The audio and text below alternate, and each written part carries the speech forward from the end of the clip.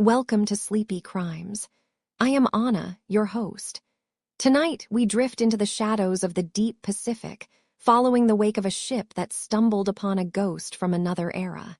We are traveling back to a moment of quiet mystery, a moment when the line between the known world and the fathomless abyss was pulled tight. This is the story of the Megamouth Shark, a creature that remained a secret until the very ocean itself decided to give up a piece of its heart. The calendar marked the 15th of November, in the year 1976. Off the coast of Oahu, Hawaii, the air was a thick, humid blanket, smelling of brine and the faint, sweet scent of tropical land carried by a drifting breeze. The United States Navy research vessel, known as the AFB-14, moved with a slow, heavy grace through the swells. Around it, the Pacific stretched out in every direction, a vast, star-drenched desert of salt and silence. 25 miles from the shores of Kaneohe Bay, the lights of civilization were nothing more than a ghost of a memory on the horizon. Here, the water was deep, deeper than a human mind can comfortably imagine, and the darkness beneath the hull was absolute. The stars above mirrored the bioluminescence below, creating a world where it felt as though the ship were floating in the center of an infinite, velvet void. On this particular night, the AFB-14 was engaged in quiet, methodical work. To maintain its position against the invisible tug of the currents, the crew had deployed 2 massive sea anchors. These were not the hooked irons of legend, but parachute anchors, great, billowing domes of heavy canvas designed to catch the resistance of the water and hold the vessel steady. They were submerged to a depth of roughly 165 meters, or about 540 feet. Down there, the pressure is a crushing weight, and the temperature drops into a cold that feels like it belongs to the vacuum of space. The anchors hung in that twilight zone, suspended in the currents like giant, submerged lungs. On the deck, the only sounds were the low, steady thrum of the generators and the rhythmic slapping of the Pacific against the steel hull. The sailors on watch moved with practiced ease, their shadows long and swaying under the amber glow of the ship's work lights. It was a routine operation, the kind that had been performed 1,000 times before, with no expectation that the sea was about to present them with a mystery that would rewrite the history of the natural world. As the time came to retrieve the equipment, the heavy-duty winches were engaged. The metal cables began to hum, a high-pitched vibration that cut through the soft sound of the waves. But as the first anchor was drawn toward the surface, the machinery began to strain in a way it never had before. The electric motors let out a low, laboring growl, and the steel lines grew taut, vibrating with a tension that felt almost alive. The sailors gathered near the railing, peering down into the frothing white water where the cables disappeared into the blackness. There was a strange weight at the end of the line, something far heavier and more resistant than a canvas parachute should ever be. The winch turned slowly, inch by inch, fighting against a burden that seemed to be pulling back from the depths. The water around the stern of the ship began to swirl and churn, illuminated by the powerful spotlights that cut through the surface like blades of yellow light. The men watched the dark water, their breaths held, as the shape began to rise from the deep. It was not the familiar, pale curve of the canvas. It was something dark, something vast, and something entirely alien to their experience. When the anchor finally broke the surface, the crew fell into a stunned, heavy silence. Entangled in the ropes and the heavy fabric of the parachute was a creature that looked like it had been carved from the very prehistoric mud of the earth. It was a shark, but not like any shark the men had ever seen in the manuals or encountered in the surf. It was 4.5 meters long, nearly 15 feet of soft, flabby flesh that seemed to absorb the light rather than reflect it. Its skin was a deep, muddy brown on top, fading into a pale, ghostly white on its belly. But it was the head that truly defied explanation. It was bulbous and oversized, terminating in a mouth so wide it seemed as though the creature were mostly a cavernous opening. The lips were thick and rubbery, and even in the dim light, they seemed to have a strange, iridescent quality. This was not the sleek, predatory profile of a great white or the sharp, fast lines of a mako. This was a slow, ancient-looking giant, with small, hooked teeth and gill slits that looked like deep, raw wounds in its sides. It hung there, suspended in the air by the very equipment meant to stabilize the ship, a silent emissary from a world humans were never meant to see. The weight of the creature was staggering, later measured at 750 kilograms, or more than 1,600 pounds. As it was hauled further onto the deck, the sheer impossibility of its existence began to sink in. The sailors and the researchers aboard, including those who would later contact the scientist Leighton Taylor, realized they were looking at a ghost. The shark's most haunting feature was its mouth, a vast, shimmering maw that earned it the name Megamouth. Some observers noted a silvery, bioluminescent lining inside the jaw, a natural lure designed to attract tiny shrimp and plankton in the pitch-black depths of the mesopelagic zone. It was a filter feeder, a gentle giant of the abyss that had spent millions of years avoiding the gaze of humanity. On that night in 1976, the anchor had not just caught a fish, it had hooked a living fossil. The discovery would eventually be hailed as one of the most significant finds of the 20th century, comparable to the finding of the coelacanth. But for the men on the AFB-14, it was simply a moment of profound, quiet awe, a reminder that the ocean is not a map to be followed, but a vast, breathing mystery that still holds its most ancient secrets close to its chest. The specimen was eventually transported back to the Bernice P. Bishop Museum in Honolulu, where the scientific community would scramble to understand what had been found. But as the ship turned back toward the shore of Oahu, the atmosphere on deck remained hushed. The memory of that enormous, rubbery face and the vast, dark eyes stayed with everyone who saw it. They had reached into the dark and pulled out something that shouldn't have been there. It was a reminder of the scale of our world and how much of it remains untouched by the sun. As we dwell on the image of that great, silent mouth opening in the darkness of the Pacific, we begin to realize that the monsters we fear are often just the mysteries we haven't yet met. The discovery of the first megamouth was an accident of fate, a chance entanglement in a sea anchor that changed our understanding of the deep forever. Tonight, as you listen to the distant hum of the world around you, imagine the quiet depths where such creatures still drift, unseen and untroubled by the light of day. The ocean is deep, and its stories are long. The iron winches of the AFB-14 screamed into the damp Hawaiian night, a metallic wail that cut through the steady rhythm of the Pacific waves. On the deck, the crew stood in a circle of flickering yellow light, their breaths visible in the cool salt air as they watched the heavy steel cables tighten and shudder. The weight at the end of the line was immense, far heavier than the parachute anchors they were accustomed to retrieving. As the cables slowly coiled back onto the drum, the water began to churn, breaking into a white froth that looked like silver lace under the ship's spotlights. Then the shape began to emerge. It was not the familiar, sleek silhouette of a tiger shark or the jagged edges of a sunken reef. Instead, a massive, bulbous shadow rose from the depths, dripping with the cold, dark water of the mesopelagic zone.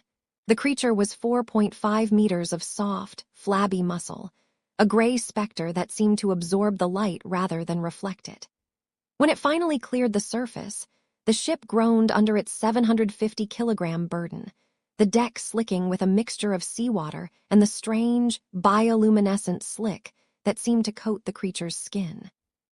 The air on the vessel grew thick with the scent of deep-sea silt and ancient salt as the shark was finally lowered onto the wet timber of the deck. It lay there, a mountain of prehistoric flesh that defied every biological law the men on board thought they knew.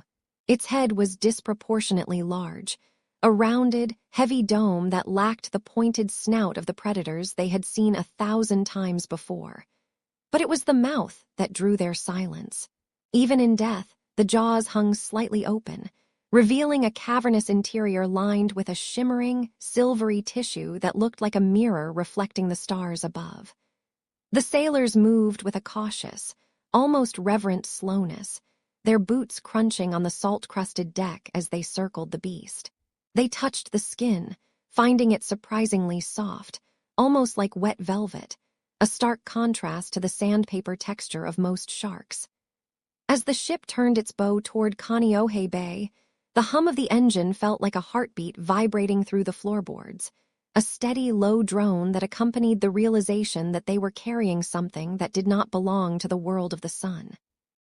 The logistics of bringing such a massive, unknown specimen to shore were daunting. As the AFB-14 navigated the dark waters 25 miles off the coast of Oahu, the crew scrambled to find a way to preserve the body. They lacked a tank large enough for a 15-foot creature, and the tropical heat of the morning would soon begin to take its toll. They used heavy canvas tarps, soaked in ice-cold seawater, to shroud the shark, a makeshift burial cloth for a king of the abyss. When they finally reached the naval lab at the bay, the sun was just beginning to bleed a pale orange across the horizon. A crane was brought to the pier, its gears grinding with a rhythmic thud-thud-thud that echoed off the quiet warehouse walls. Moving the 750-kilogram shark from the ship to the transport truck was a delicate dance of tension and steel. Every time the body shifted, the sound of the wet flesh slapping against the canvas was a reminder of its sheer mass. The scientists who were summoned from the Waikiki Aquarium arrived in the dim light of dawn, their faces pale with a mixture of exhaustion and a burgeoning, electric excitement. Leighton Taylor stood at the edge of the examination table, the smell of formaldehyde already beginning to prickle at his senses. The laboratory was a place of sterile white tiles and humming fluorescent lights, a world away from the crushing pressure of the 500-foot depths where the shark had lived. He moved his hand along the creature's upper lip, discovering a brilliant, white band of tissue that seemed to glow even in the harsh, artificial light. He pulled back the heavy, rubbery lips to reveal rows upon rows of tiny, hooked teeth, numbering in the hundreds, yet none of them were designed for tearing flesh. This was a filter feeder, yet it looked nothing like the whale sharks or basking sharks that were the only other known giants of its kind. Taylor's brow furrowed as he realized the anatomy was entirely wrong for any known family. The internal organs were soft, the skeleton composed of a unique, lightweight cartilage that suggested a life of slow, drifting movement. The room grew quiet as the team of biologists realized that the books on their shelves were suddenly obsolete. They weren't just looking at a new species.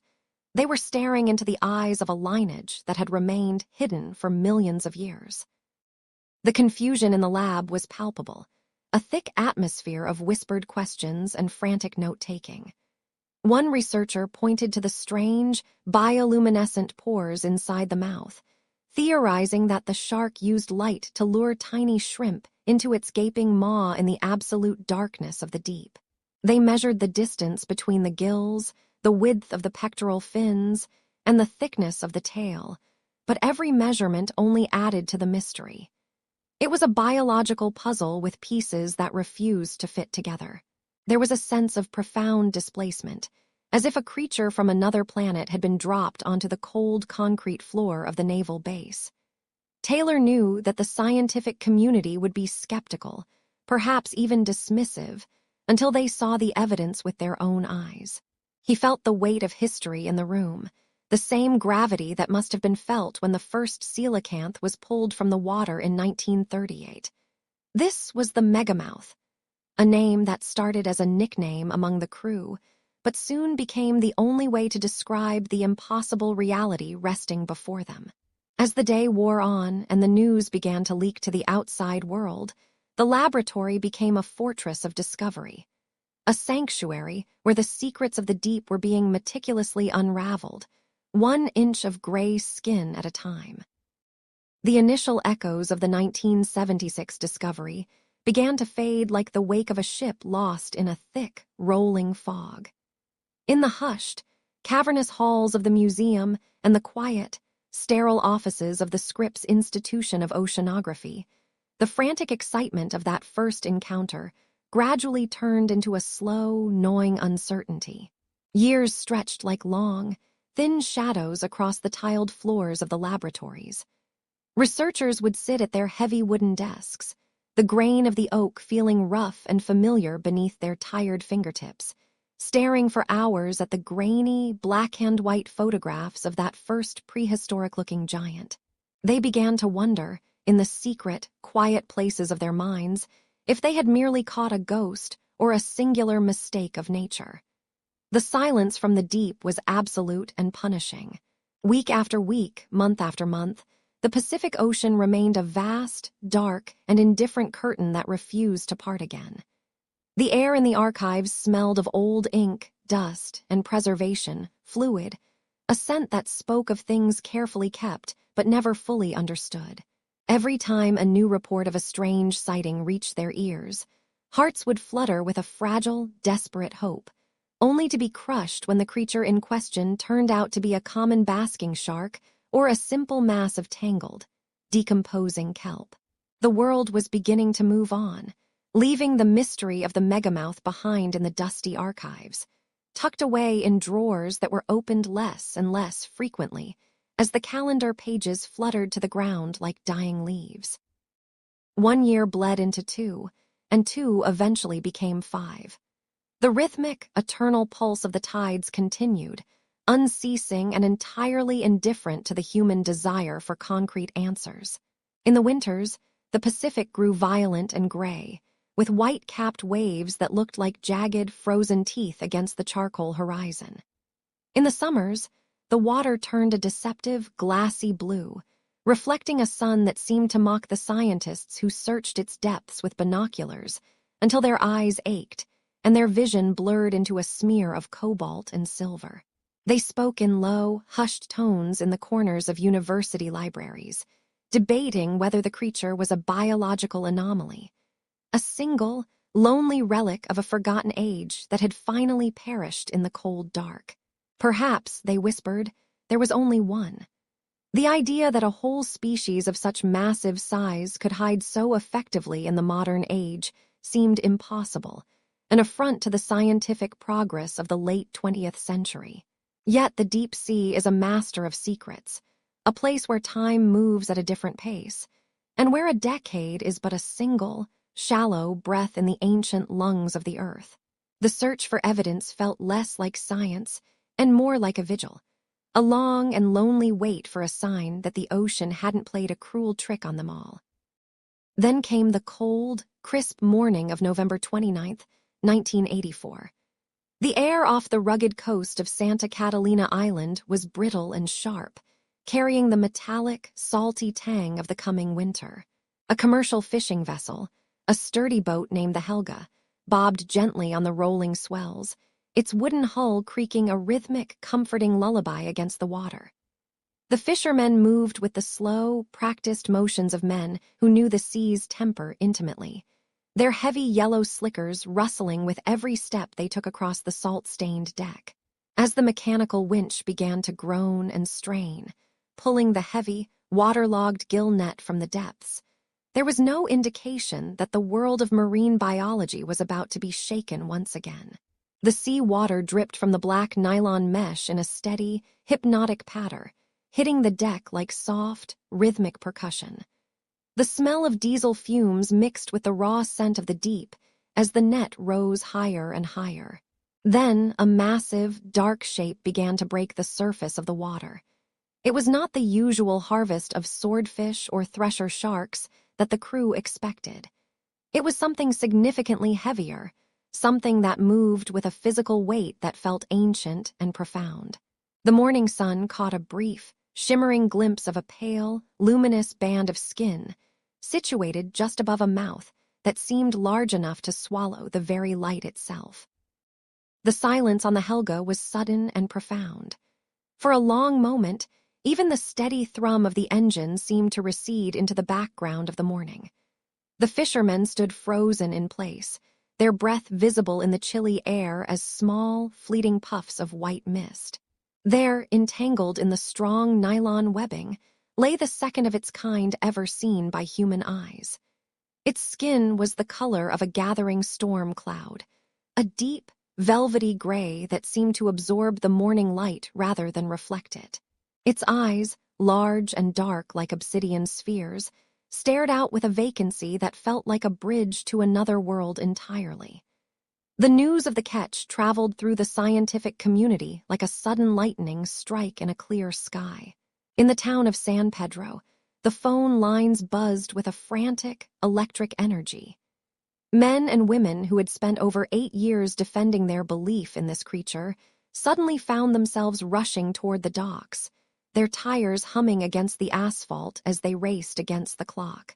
They needed to see it with their own eyes before the ocean claimed it back, or before the evidence dissolved into the salt and the spray once more.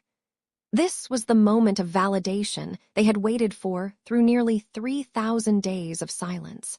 The specimen was a male, measuring approximately 15 feet in length, and it was the living, breathing proof that the first discovery had been no mistake. When the researchers finally stood before the massive shark in the processing facility, the air was thick with the scent of salt, ice, and intense anticipation. This second specimen provided a treasure trove of information that the first, damaged individual could not. They reached out and touched the skin, marveling at the rough, sandpaper-like texture of the dermal denticles that felt coarse against their palms. They carefully measured the cavernous mouth, their metal tape measures clicking in the quiet room as they recorded the dimensions of a biological marvel. Most importantly, the bioluminescent tissue they had hypothesized about was clearly visible. A silvery, iridescent lining along the upper jaw that hinted at a life spent in the eternal twilight of the midwater zone. It was a moment of quiet, overwhelming triumph that echoed through the sterile room. The 8-year silence had finally been broken, replaced by the soft scratching of pencils on paper and the rhythmic splash of water as they worked to keep the specimen moist. The phantom of the deep had returned to the light, proving once and for all that the shadows of the sea held much more than just memories. This was not a biological anomaly or a fluke of nature. It was a resident of the abyss, a giant that had simply mastered the art of being invisible. As they worked into the night under the hum of fluorescent lights, the researchers knew that the long silence was over, and the era of the Megamouth had truly begun. Dissipation that the very air seemed to vibrate with the collective heartbeat of the men and women gathered there. The shark, a male of 4.9 meters, lay like a fallen monolith upon the damp floor. His skin was a complex tapestry of bronze and copper, shimmering faintly under the harsh, flickering hum of the overhead fluorescent lights. Every few minutes, a researcher would squeeze a heavy sponge of cold sea water over his gills, the liquid darkening his hide and making it glisten like polished wet stone. There was a profound sense of urgency, yet everyone moved with a deliberate, hushed slowness, as if a sudden sound might shatter the fragile bridge between their world and his. They knew that to truly understand this creature, they had to let him go, to return him to the crushing, silent depths from which he had been so rudely plucked. The logistics of the move were a feat of quiet engineering. A large, specialized sling was prepared, lined with soft, yielding materials to protect the shark's delicate and unexpectedly flabby skin. The transition from the static, refrigerated chill of the facility to the rocking, salt-sprayed deck of the research vessel happened under the gray, overcast sky of late October in 1990. The harbor at Dana Point was a chorus of clanking metal masts and the distant, rhythmic cry of gulls. As the boat pulled away from the pier, the scent of the open ocean began to overwhelm the diesel fumes, a cold, refreshing promise of the deep and ancient world waiting just beyond the breakwater. Out on the rolling, restless swells of the Pacific, the crew prepared for the most critical moment of the entire expedition. Donald Nelson, a man whose life was measured in the movements and mysteries of sharks, stood over the specimen with a tray of acoustic transmitters. These devices were small, no larger than a human hand, yet they held the potential to rewrite the history of marine biology. Each one was an electronic beacon, carefully calibrated to ping through the dense, lightless layers of the sea and tell a story that had remained hidden for eons. The scientists worked with a surgical focus, their hands steady despite the constant, pitching motion of the ship and the spray of the brine. They attached the transmitters to the shark's dorsal region using specialized darts that were designed to stay secure without causing any lasting harm to the thick, rubbery tissue. Each movement was a calculated risk, a dance between human technology and primordial biology. The shark remained remarkably calm, his large, dark eyes reflecting the shifting patterns of the clouds and the white caps above. There was a strange, heavy intimacy in those moments, a silent exchange between the observers and the observed. The water alongside the boat was a deep, bruised indigo, swirling with white foam as the heavy hull cut through the waves. When the sling was finally lowered into the water, the tension on the deck was nearly tactile, a physical weight that pressed against the chests of the crew. The shark didn't burst into motion. Instead, he seemed to pause and test the water, his gill slits pulsing with the sudden, violent rush of oxygen-rich sea water. With a slow, majestic sweep of his asymmetrical tail, he began to sink, his bronze form dissolving into the darkening shadows of the water column. The researchers stood at the rail, watching in silence until the last flicker of his silhouette was swallowed by the blue. As the shark descended into the cooling dark, the electronic heartbeat of the transmitters began to fill the cramped cabin of the research ship. The sound was a rhythmic, high-pitched chirp, a digital tether connecting the surface world to the growing pressure of the abyss. By the time the sun had reached its zenith on that first day, the shark had settled into a steady, rhythmic pace that spoke of a life unhurried by the frantic needs of the upper world. He was not a creature of speed, but of incredible endurance and stoic patience. The tracking data showed him sliding down through the thermal layers, past the sunlit zones where the kelp forests sway in the currents, and into the dim, pressurized silence of the midwater. He leveled off at a depth of roughly 150 meters. Down there, the light of the sun is a mere ghost of itself, a pale, ethereal blue that provides no warmth, only a faint, flickering sense of direction. The researchers noted with fascination that he was moving at an incredibly slow pace, barely 1.5 kilometers per hour. It was a speed that seemed at odds with his massive, whale-like size, yet it was perfectly adapted for a world where energy must be conserved with every deliberate flick of a fin. He drifted with the southern currents, becoming a part of the water's own slow, ancient circulation. The crew settled into their long, rhythmic watches, the cabin filled with the soft, green glow of monitors and the comforting smell of hot coffee. Outside, the Pacific was an endless expanse of rolling, gray-blue hills of water, the wind picking up as the afternoon shadows lengthened across the whitecaps. They were following a ghost, a living fossil that had likely not changed in 10 million years, now leading them through his private, silent domain. As the afternoon bled into the evening, the sky over the Pacific transformed into a violent and beautiful masterpiece of crimson, gold, and deep violet. The air cooled rapidly, the salt spray turning sharp and biting against the skin of those on deck. It was during this transition, the mysterious crepuscular hour, that the most remarkable behavior of the shark was finally revealed to human eyes. As the light levels at the surface began to drop, the shark began to rise. He followed an invisible gradient of light, a specific intensity of roughly 0.4 lux. He was not rising alone in the darkness.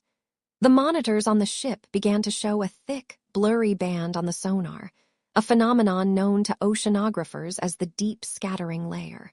This was the pulse of the ocean itself.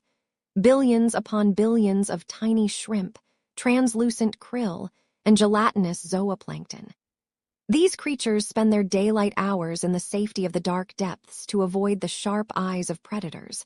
But as the night falls, they embark on a massive, vertical migration toward the surface to feed under the cover of the velvet darkness. The megamouth was a part of this ancient, clockwork dance. He was a filter feeder, and his rise was perfectly synchronized with the movement of his microscopic prey. He followed the krill upward, his cavernous mouth perhaps open to the darkness, acting as a living net that swept through the shimmering, nutrient-rich soup of the sea. It was a revelation that changed everything the scientists thought they knew about the species. He was not a sedentary, sluggish bottom dweller, but a rhythmic traveler of the vertical world, moving in perfect harmony with the rotation of the Earth and the setting of the sun. Throughout the long, quiet hours of the night, the shark stayed within the upper reaches of the ocean, hovering between 12 and 25 meters below the surface. He was so close to the air that the researchers could imagine him just beneath the keel of the boat, a silent, bronze giant drifting through the black, viscous water. The ocean at midnight is a different world entirely, a place where the stars are mirrored in the obsidian water, and the only sound is the rhythmic, hollow lap of waves against the steel hull. For 50.5 hours, the team maintained their weary vigil, recording every minor shift in depth and every change in heading. They watched as the cycle repeated with the mechanical precision of a heartbeat. The dawn descent as the first cold rays of light touched the water, the shark sinking back to the security of 150 meters, and then the dusk ascent back to the surface as the day faded away. It was a perfect, looping rhythm of life. Over 2 full day and night cycles, they gathered more data than had been collected in all the years since the species was first discovered. They saw how he navigated, how he conserved his vital energy, and how he lived his life within the strict constraints of the light. When the team eventually prepared to detach the transmitters, the atmosphere on board was one of exhausted, reverent triumph. They had witnessed the heartbeat of a mystery. As the jagged silhouette of the California coastline appeared on the horizon, the transmitters were still pinging in the distance, somewhere out in the vast, darkening blue, where the shark continued his slow, eternal migration through the shadows of the sea, forever following the light and the life that dwells within it. The darkness at these depths is not a hollow void, but a thick, pressurized velvet that clings to every movement. Within this silent world, the Megamouth shark drifts like a slow-moving cloud, its massive form nearly indistinguishable from the shadows, until it begins to reveal its most haunting feature. As the shark glides through the upper reaches of the mesopelagic zone, a subtle transformation occurs. The lower jaw begins to descend with a rhythmic, mechanical grace, opening a portal into a cavernous interior. For decades, those who studied the rare remains of these creatures were struck by a singular, ghostly detail. The lining of the mouth is not the dark, mottled gray of its exterior skin. Instead, it is a brilliant, shimmering silver white, a texture that seems entirely out of place in a world of absolute black. Forensic examinations of the oral tissue reveal a landscape of specialized scales, known as dermal denticles, which are arranged with a precision that suggests a deep, evolutionary purpose beyond simple protection. These tiny, tooth-like structures create a surface that is incredibly smooth to the touch, yet possesses a high-gloss finish that captures even the faintest stray photon of light passing through the water column. Across the upper jaw, hidden within a deep groove between the snout and the teeth, lies a distinct ribbon of white. This is the fabled white band, a feature that has fueled the imaginations of marine biologists since the first specimen was brought to the surface in 1976. When the shark protrudes its jaws to feed, this band is thrust forward, becoming a beacon against the charcoal-colored skin of the face. Scientists spent years peering through microscopes at thin slices of this tissue, searching for the hidden machinery of light. They looked for photophores, the tiny organs that allow other deep-sea dwellers to glow with an inner fire. They looked for colonies of symbiotic bacteria that might provide a borrowed luminescence. The theory was intoxicating. a giant predator using its own mouth as a lantern to beckon small, unsuspecting prey into the abyss. In the quiet of the laboratory, the silver-white lining looks like burnished metal, reflecting the overhead fluorescent lights with an intensity that seems almost impossible for a biological structure. This reflective quality is the focus of a forensic mystery that bridges the gap between myth and the cold reality of the deep. For a long time, the prevailing narrative was that the Megamouth was a living ghost, generating its own light to act as a lure. It was a beautiful, terrifying image, a wide, glowing maw appearing out of the blackness like the entrance to a phantom cave. However, a landmark study in the year 2020 shifted our understanding of this forensic evidence. Researchers using scanning electron microscopy and high-resolution spectrophotometry discovered that the shark does not actually produce its own light. There are no light-emitting cells, no hidden lanterns within the flesh. Instead, the shark is a master of reflection. The silver-white lining of the mouth and that prominent white band on the jaw are composed of denticles that act as millions of microscopic mirrors. They are designed to catch and amplify the light produced by others. In the deep sea, many of the creatures the Megamouth consumes, such as tiny shrimp-like krill and jellyfish, are themselves bioluminescent. As these small organisms pulse with their own cold, blue light, the Megamouth's mouth reflects those sparks back into the water, creating a feedback loop of luminescence that draws more prey toward the center of the trap. The shark moves with a patient, predatory logic. It does not need to waste energy creating its own glow when it can simply steal the light of its victims. Imagine the scene from the perspective of a small cluster of euphausiid shrimp. In the distance, a faint, shimmering glow appears. It is not the steady beam of a hunter, but a soft, flickering silver that mimics the movements of their own kind.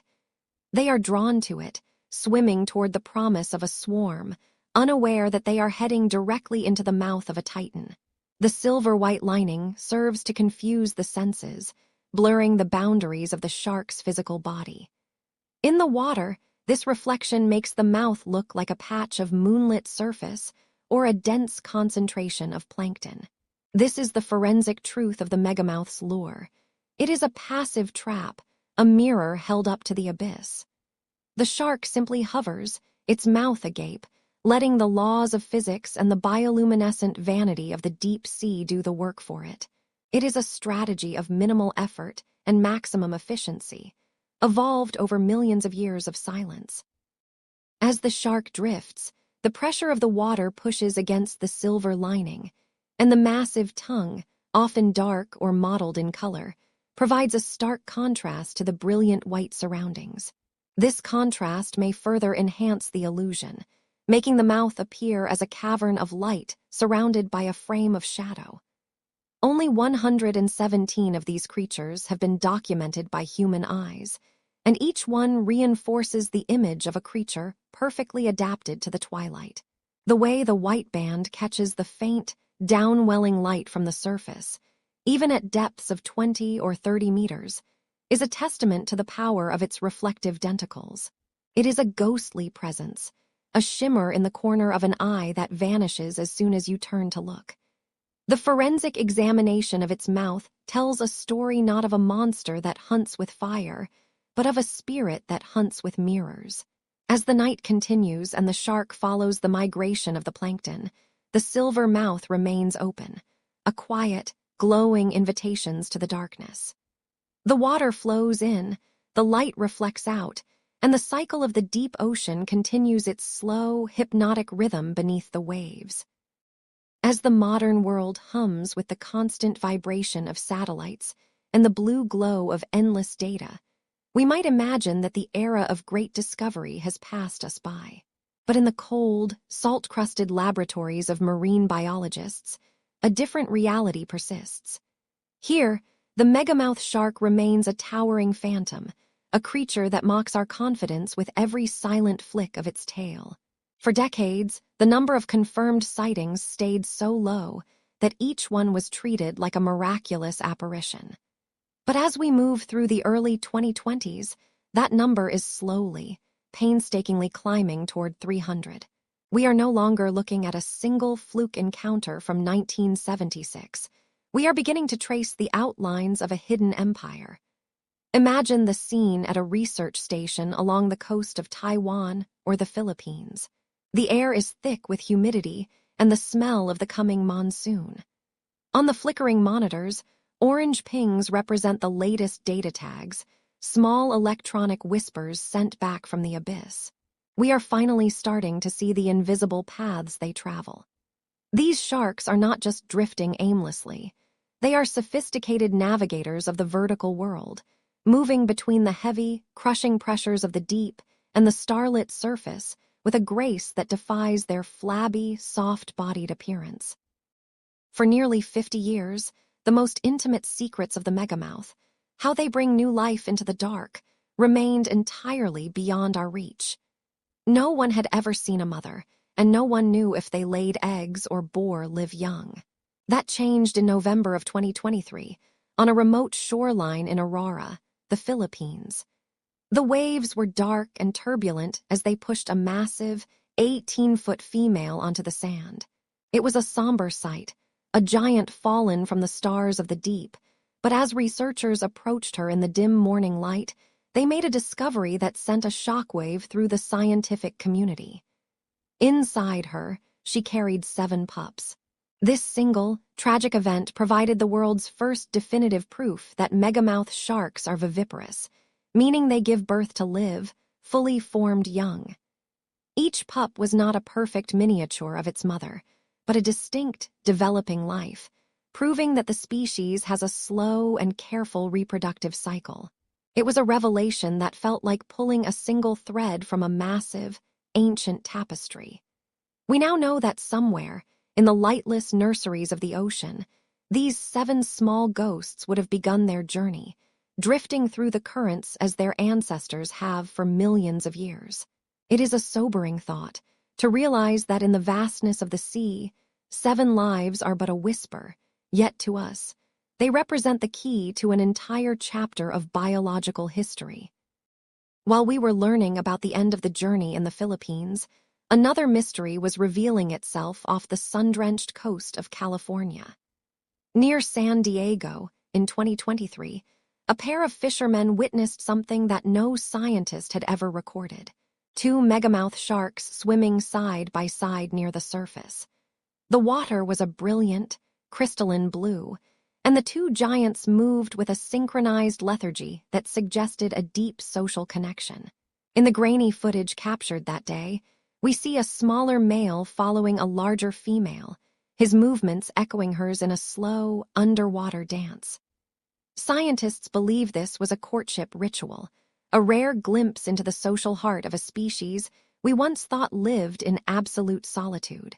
It suggests that these sharks are not just ghosts passing in the night, but travelers who seek one another out across thousands of miles of open ocean.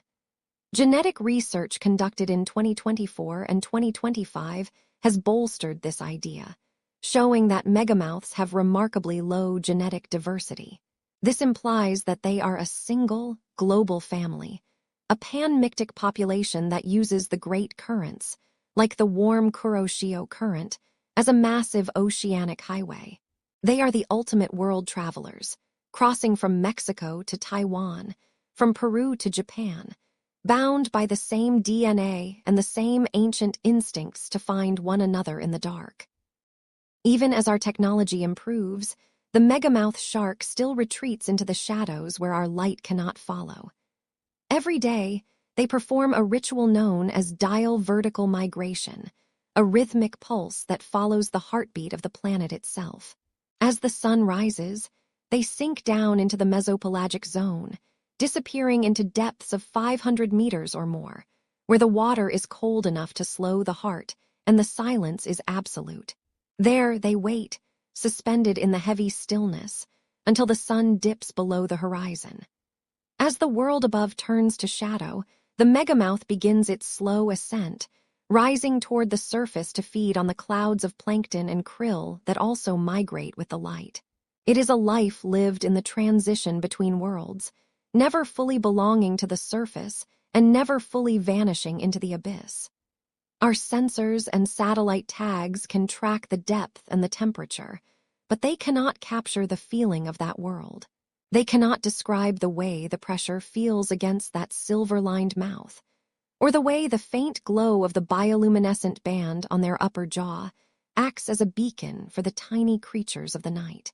We are still just observers standing on the shore, catching glimpses of a life that is so far removed from our own that it might as well be alien. The ocean remains the largest museum on Earth, and the Megamouth is its most prized, most elusive exhibit. As we reach the end of our journey into the world of the Megamouth Shark, we are left with a profound sense of wonder. We have tracked them through the decades, from the accidental entanglement in a naval anchor to the discovery of 7 tiny lives on a Philippine beach.